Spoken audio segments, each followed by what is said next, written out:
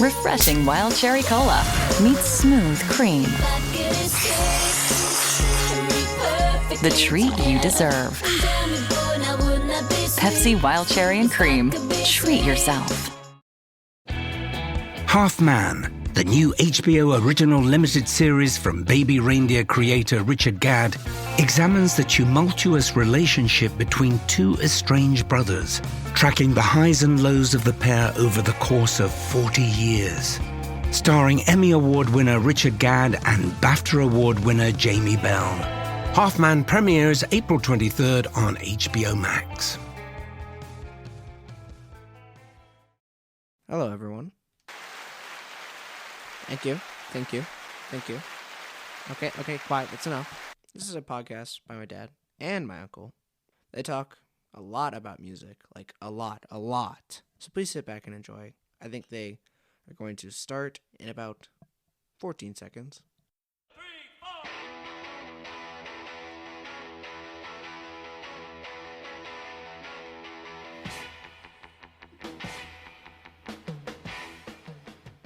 Hi there, and welcome to another edition of BG's Broken Records. My name is Bob.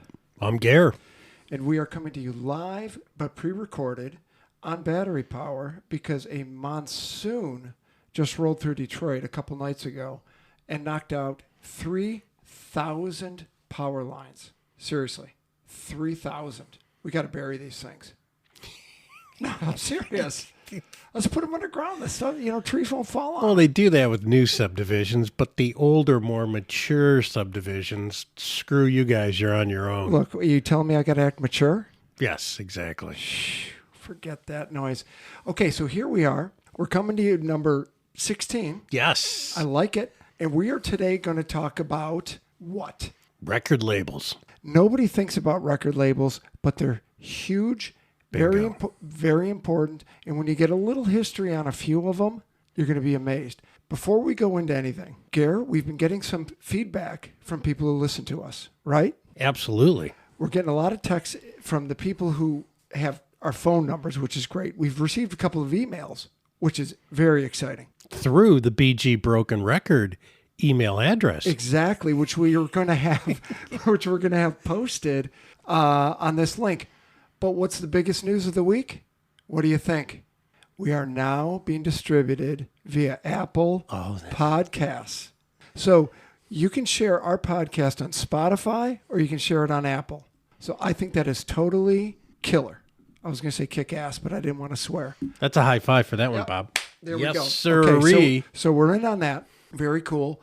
That was my big one. I guess I don't have anything else on that one. Here's the RIP. You ready for the RIP? Yes. The drummer from Spinal Tap, Mick Shrimpton, the last drummer who exploded on his drum kit, dead. Sorry. Rest in peace. I can't remember what his original name is, but he won't be joining him in the remake of Spinal Tap that Guest, Shearer, and McKean are doing with Rob. Now, again, ADD Shiny Penny, Harry Shearer was just on Howard. Guess how many voices he does on The Simpsons? On The Simpsons. 6. Howard said to him, what do you do, like 10? He goes, I do 30. And he's like, roll through them. And he rolled through some characters I don't even know. He does pretty much. Who did Mark Farner? I think it was Mark Farner. Oh, wait a minute. Try the liver. I'm here all week, right? I don't have a lot of facts on stupid stuff. Oh, I do have one more. Yes. So episode number 6, we talked about rock and roll memorabilia. Mm-hmm. And at the very end, I said people are going to ask what's the most expensive one. And it was the porcelain statue of Michael Jackson with bubbles, life size. Right. Number 2 was the acoustic guitar that was modded by Kurt Cobain that was played on the MTV Unplugged set. $4.5 million. Didn't Frances Bean just sell that? Wasn't that? No, she just sold. What did she? I think it was a Fender Mustang blue with 2 white stripes on it. I can't remember if it was Sotheby's or Christie's. $4.5 million. Not bad. I caught a clip that she just sold something, but okay. So as we were talking about with the Courtney Love thing a couple episodes ago, the daughter gets all the stuff, and that's great. I think it's fantastic. who bought the guitar, who cares? Man, that's $4.5 million. You know, there's got to be tax ramifications on that. How do you, 100%. How do you figure that one out? Because Ted Nugent did an auction. He auctioned off. I had a link to it. I was abroad when this link was going on, or the auction was going on, and he only had like 15 guitars, but he had 1,000 pistols or bows or rifles. And Ted Nugent plays when I take guitar lessons when I turn 60, I'm gonna get a Birdland. He's got a lot of them. Those are the cool and you know, you take a look at who plays Birdlands. Everyone from Ted to it's a jazz guitar, though. Some of the biggest jazz guys. Yeah. I think that is the coolest guitar out there. Yeah, he's eating them up, though. I mean, I wouldn't even know how. I saw somewhere on the web one time, I don't think it was supposed to be posted, but I saw a picture of like 50 of his guitars. Oh, my God. I mean, I thought Playboy in 76 was hot. These guitars were smoking. Oh, yeah. Yeah. And he's got, I saw that when that auction thing came up. Yeah. It was guns, knives, not as many guitars. You're absolutely right, as you thought. But yeah, of course, he's keeping his choice. Good stuff. Couple. So, but he put up a 57 Les Paul and a 58 Les Paul that he bought. I can guarantee for like $750 in 1976 because they weren't selling for shit. Of course. And he bought it from, I don't know where he bought it from, but it went for like $250,000. But I found out that they never got purchased. Somebody bid them up, never got purchased. Really? So he still got them, I think. Okay, I digress. We've covered auctions. We've covered drummers from Spinal Tap. We've covered Kurt Cobain's guitar. Gare, do we have any supporters today? Oh, absolutely, Bob. For all your alarm needs, call Point Alarm and ask for Gary. Yes, that's me. 313-410-8823. Alarm systems, cameras, anything you need. Call me. So I sent a note to a buddy the other day. I said, "Oh, I'm getting some work done on my alarm from Grosse Pointe Alarm, or Point Alarm, not Grosse Pointe Alarm, Point Alarm." Hey. And she said, and they've got an office in Troy. She's like, "Oh, we use those guys too."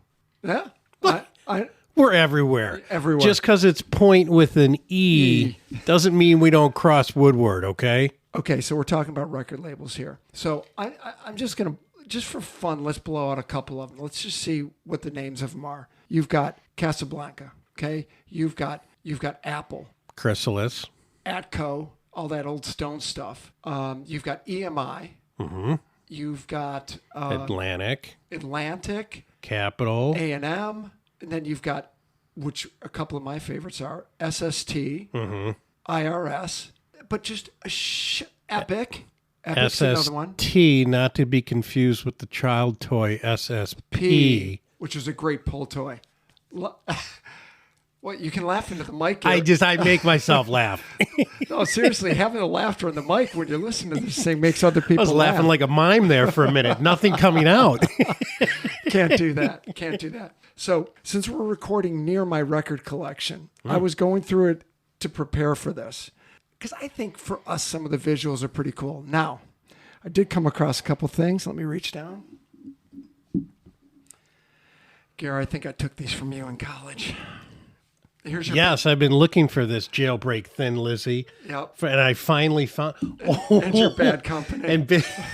I really do think they're yours. Dude, I can't tell you how many years I'd say to Pam, where in the hell...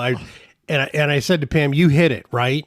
Because, does my wife not like any of this kind of music? Oh. Well, I was getting a little... Now, give them back because I know you don't have a turntable set up. So give those right back to me. Keep an eye on those for the next 20 years, okay? I'll hold on to them for a bit. When we talked about doing the record labels, I thought I want to do SST because I love Black Flag, and we were talking a lot about punk recently. And then I wanted to do IRS because when I started getting into the like kind of the punk new wave stuff way back in the day, IRS was everywhere. They were the shit. Everywhere. Yep. And then A&M because I love Humble Pie. And I just love the fact that Herb Albert's worth $800 million. Herb Albert, I am still blown away when I read that, and it was just like 800, like $800 million. Right. And that's not from the Tijuana Brass Records. But who didn't like the Tijuana Brass album with the girl and the whipped cream all over her? Called Whipped Cream and Other Delights. Thank you. Okay, their best album called Four-Sider. Why is it called that? Double album. I get it. I've got it. Surprise, surprise. Maybe we'll play it later. Maybe it's on CD, though. Who are we touching on first? Chrysalis? We can do Chrysalis Go first. Chrysalis. Chrysalis, founded in 1968 by a guy by the name of Chris Wright and Terry Ellis. I don't know. No idea who they are. Do you think they merged the name together to get Chrysalis? You think? I don't know. And basically the status, they're still an independent record company in the UK and Europe, owned by Reservoir Media Management. It's distributed in the US and Canada. In Canada. Catalogs include Ramones, Robbie Williams, Belinda Carlisle. We can go through a list. Gen X? Gen X. Who's this? Oh, Fun Boy 3. Fun Boy 3? Which melted into the Color Field. Really? Yeah. I didn't know that. But look at this.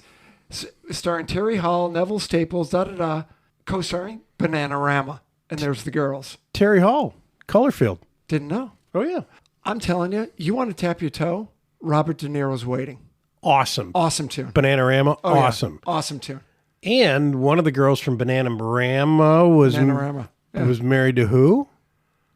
Don't know. Dave Stewart of the Eurythmics. I believe they're divorced now, but sure. So two of them are touring right now as Bananarama, and I don't know which two it is. Sorry. So that's my show and tell for Chrysalis. So Chrysalis, just to go through, I've got a list here. And there's some funny bands here, Bob, that were on Chrysalis. I mean, things like Art of Noise. Tony Basil talked about her in an earlier podcast. Okay, hold on. Time out. So I made a comment at a party on Saturday night, which got us, I think, 3 more listeners. Yes! Exactly. So I made a comment about what I think is I think I said it was the biggest one-hit wonder, and that was Mickey, Tony Basil. I'm at the grocery asking the guy for boneless chicken or whatever. Mickey comes on. My knees are going back and forth. I'm dancing at Everybody's the meat counter. dancing in line and they don't know why. Oh, my. That tune is so recognizable. Okay, go. Tony Basil. Again, I'm just running all over the board here. Pat Benatar, Blondie, Belinda Carlisle, The Color Field, who Spandau Ballet. just mentioned, Mickey Dolenz, solo career, Divinyls, one of my favorites, Rory Gallagher. So underrated and so forgotten about as The a Pride blues of Ireland. Oh, as a blues guitarist. Gen X, you just mentioned. House Martins. Did you know Ian Hunter was on Chrysalis? Yeah. Oh, okay. Ice House, Billy Now that Idol. you mentioned it, yeah. Tall, Joan Jett, Elvin Lee. Okay, Ice House. Stop. Always a fan. Love those guys. Always a fan. I've got a vinyl downstairs, and I've got a CD of one of their albums. Love that stuff. You know, when I was thinking about that when I was picking up the medicine for Joey the dog. You can laugh into the mic. It's funny. Hey, look, everyone. Well, you said Joey. I call him Joe. Oh, but yeah. Go ahead. Okay. All right. And I was thinking about Ice House, which I usually do when I'm in the pharmacy line at Costco. Of course. Their stuff is not their stuff isn't like perfect like a It's style not. council. It's not hooky. It has a hook. It has a hook, but not hook-y. If that makes any sense. Yeah, I think. Audience, please give us feedback. Okay, I love those guys. Go. House Martins, I said that. Elvin Lee, Huey Lewis and the News, Sinead O'Connor. I will say this. You go back to her first and second album, not bad. Could have been nuts then, but there was some real talent there. Not anymore, but. Okay, just to make sure I always reference Kiss. Who else was on Chrysalis? The Vinnie Vincent Invasion. Correct. And also former guitar player for Kiss. Right, but there's a cover band called Kiss This, which was also on Chrysalis. Cozy Powell, Procol Harum. 10 Years After. Ramones. Love 10 Years After. The Pride of Nottingham, England. Love them. Saw Elvin Lee solo, 82. We I know talked you about did. that I know you earlier. did. Yep. Leo Sayer, You- Bob, except in the U.S. and Canada. Spandau Ballet. Did you hear That album, True, is an awesome album. But did you hear that right now? So that's the lead singer from Spandau Ballet, Nick Mason, David Gilmour, and I think maybe one other dude from Floyd, and they're playing Floyd tunes with the blessing of Roger Waters. Bull. And Bull. they're coming to either Masonic or the Fox, and crappy tickets are $200 a piece. You know what? I can buy bad. Got to don't be know under a hundo for bad seats. Yeah, I would go see that. I'm going to see Clapton in a week at LCA. Nice. That should be pretty good. Stiff Little Fingers, good old punk band there. Robin Trower, Bob, your favorite, Uriah Heep, John Waite, the Waterboys, World Party. Bunch of bands, tons of bands. Okay, so I would when we looked at this, I was so surprised how many were on the roster. UFO. Remember UFO? Oh yeah, is Europe on here? That's pretty amazing. And then we're going to dive into IRS records. Now, here's a little bit of show and tell. One of their most popular recorders, right there, REM. REM's second album, which was absolutely awesome. Let's give a read. Rolling Stone, number one, best new group, best new album, 1983 critics poll. Village Voice, Murmur, number two album, 1983 nationwide critics poll. Nice. Okay, What else you got in there? this is IRS Greatest Hits, Volume 2 and 3. They didn't put out a Volume 1. You had that in college, didn't you? Oh, totally. Yeah, I remember looking Dude, at that this. album is awesome. Now, I do want to point out on here, if anybody out there knows who Clark Kent is, does anybody know who Clark Kent is? I remember hearing it from I have you. I have his 10-inch EP. It is phenomenal. Of course you do. Listen, somebody find Clark Kent, listen to him, send us an email, and you tell me who the singer is. Okay? This thing is solid from 1981. It's a great album. So everybody out there, well, not everyone out there, IRS Records, founded by Miles Copeland the third. Parents, dad was from Alabama. Mom was a Scottish archaeologist. Had a brother who played in a fairly successful band. The Police, Stuart Copeland. I am going to say, I would go out on a limb on this one. I think he's could be one of the greatest drummers of all time. All time. Underrated. All time. And I'm talking like Buddy Rich, Totally agree. Neil Peart, and all those guys who get all these accolades. Yep.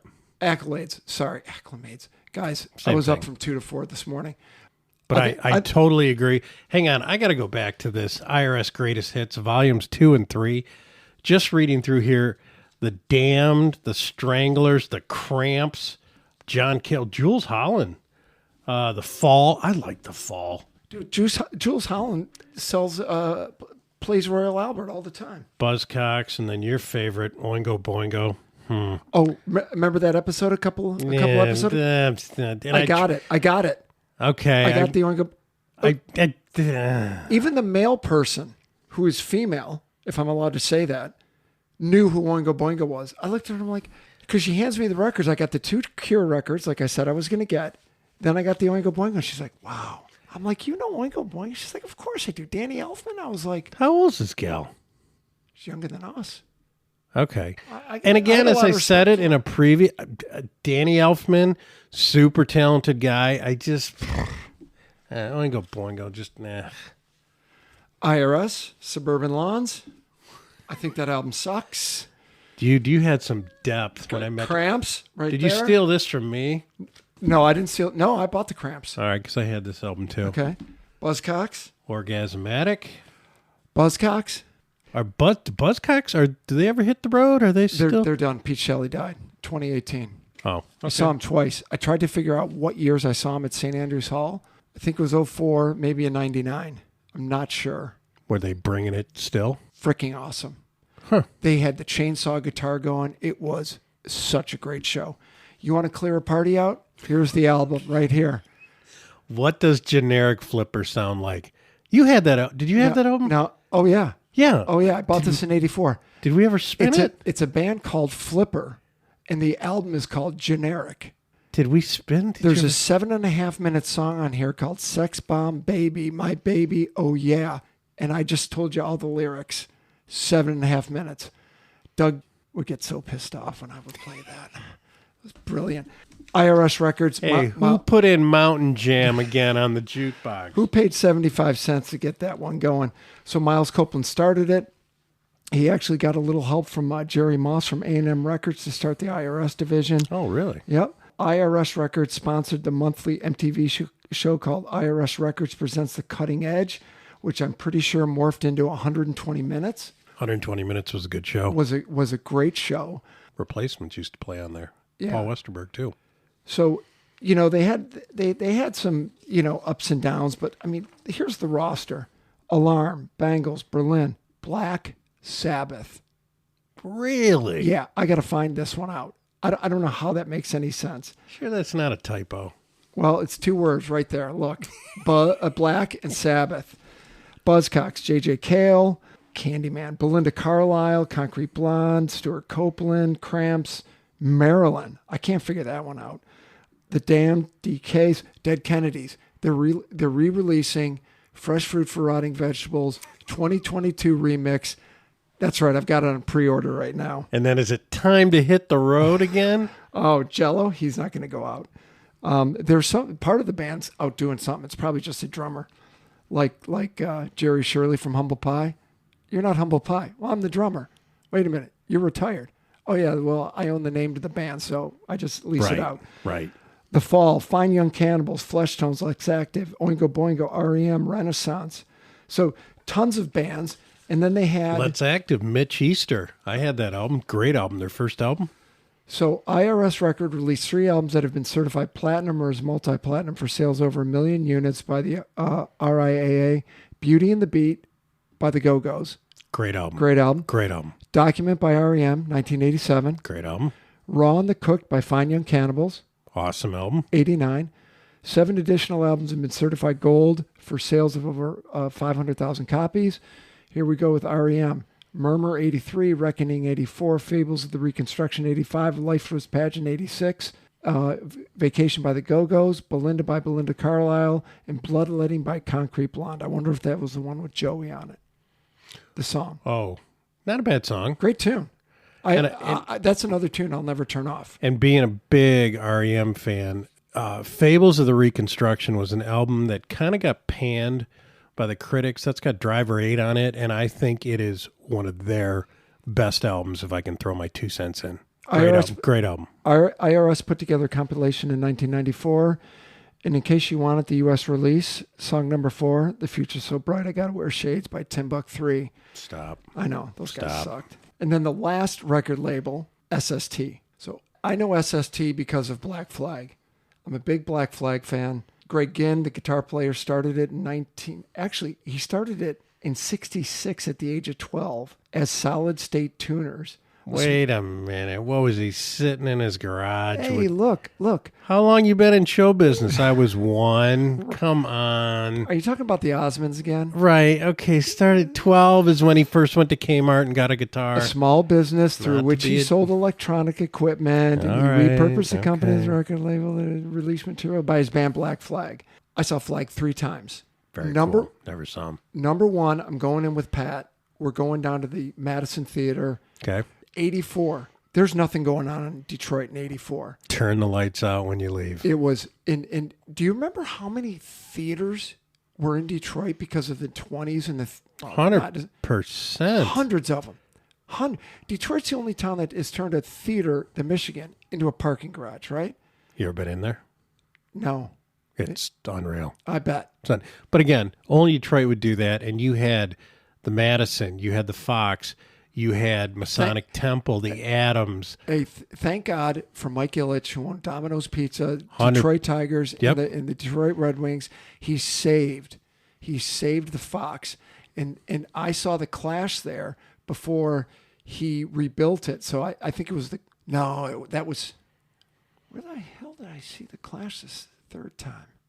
I think it was the Fox before he had redone it. It was a dump, but Strummer said, turn the lights up because this place is gorgeous. Do you remember? Because I saw REM, I saw the Smiths. Do you remember all the busted seats and ripped seats? It was awful. It was an absolute mess. But you walked into that lobby and you were still like, oh my God, why doesn't someone fix this place up? The money they put into that right now, it's an absolutely gorgeous place. And where's the sister theater for the Fox? St. Louis. Thank you. You're welcome. Hail, hail, rock and roll. There you go. The movie. That's right. Chuck Berry, 1986. Great. We saw it in Kalamazoo. Done by Keith Richards. Great movie. Still like that story. So when you were younger and you met Chuck Berry, he was warming up for you in the Stones. Keith, I was all excited. He walked off stage. I said, "Hey, I'm Keith Richards," and he punched me in the chest and kept going. That's Chuck. Thanks for showing up. That's Chuck. You got my money? Right. So SST Records, Ginn started it mostly as a way to release the records for Black Flag. But what I thought was great was he released stuff by the Minutemen, Husker Du, the Meat Puppets, Soundgarden, Sonic Youth, and Dinosaur Jr. Now, if I recall correctly, Sonic Youth, Soundgarden, and all those guys, and the later guys, reclaimed their rights because they said basically that SST was just a stoner record label and they never got any money and they couldn't figure anything out and blah, blah, blah. No, because you were too stupid and didn't negotiate correctly. Yeah. Can I do my Minutemen quote? We're the Minutemen and you suck. Yeah. Love that. Great quote. Look at this. Husker Du, New Day Rising. Oh, now we're talking. That album is like... It's a buzzsaw. Yeah, and we'll be touching upon Bob Mould shortly, not in this episode, but yeah. And we'll touch on Black Flag too in that same episode, Correct. But that's coming up. Circle. So here's an SST compilation called The Blasting Concept, which has got some early Flag with the original singers. As Greg Ginn said, Henry Rollins, it's not his band. He's singer number 4. Wow. That was it. I tell you though, put him on the map. Totally put him on the map. Flag, Husker Du, Puppets, Meatmen, Stains. Yeah, I don't know about those guys. Overkill, Worm, We played this a couple weeks ago. Secret Hate. Oh yeah. Yeah. Oh, yeah. It's actually not a bad record. Vegetables Dancing, that's funny. And the only reason I brought it out is because if you look at here, special thanks to Spot, who used to do work for Black Flag. And then you've got, here's those Black Flag albums. Best album art ever. Flag's album art. Pettibon. You know who he is? I've heard the name. Greg Ginn's brother. He changed his last name to do the artwork. Nice. But, I mean, they're bizarre album covers. They're great. I mean, where's my Slip It In album? It's not here. That's a great album. But SST Records, they got sued. Black Flag couldn't release any records from 1981 to 1984. Really? Because they had somebody who was going to release them. Lawsuit. So in 1984, they put out, I think it was Loose Nut. They put out 4 albums in 1 year, and they started going into a sludgy, kind of a metally type of sound. So, I think it was Slip It In, Loose Nut, My War, and then I think the next year they did In My Head. But even the guys like Queens of the Stone Age, Chris, I think Kryuss, Chris or whatever, on all those bands, and I bet you Fu Manchu. Oh, sure. I mean, talk about heavy when we saw those guys. Oh, yeah. Heavy. We're in Pontiac for that. Yeah, we were in Pontiac at that tiny little theater. Yeah. That was a great cool. theater. Great T-shirt. Great T-shirt. Saw Government Mule there. So SST just kind of faded away. I think they were instrumental in the punk rock movement. 100%. We'll talk about them a little later in an episode down the road because I want to talk more about Black Flag because in the shows that I saw. So that's what we've got. You guys, it's been 30 minutes and 38 seconds. I know you've already hit the subscribe button. I know you've already hit follow. Yes. And I know you've already figured out 2 people to forward this to either via Spotify or Apple Podcasts. Yes and yes. So if you could do that for us, that'd be great. Anybody who knows who Clark Kent is, send us an email at bgbroken, BROKN 867@gmail.com, and we will respond if you're right or wrong. And if you're right, you get a Bee Gees T-shirt. We got to make them first. I know, but this will force us to make them when they win. Oh, geez. Oh, actually, we got a couple from Lenny and Jim. They want XLs.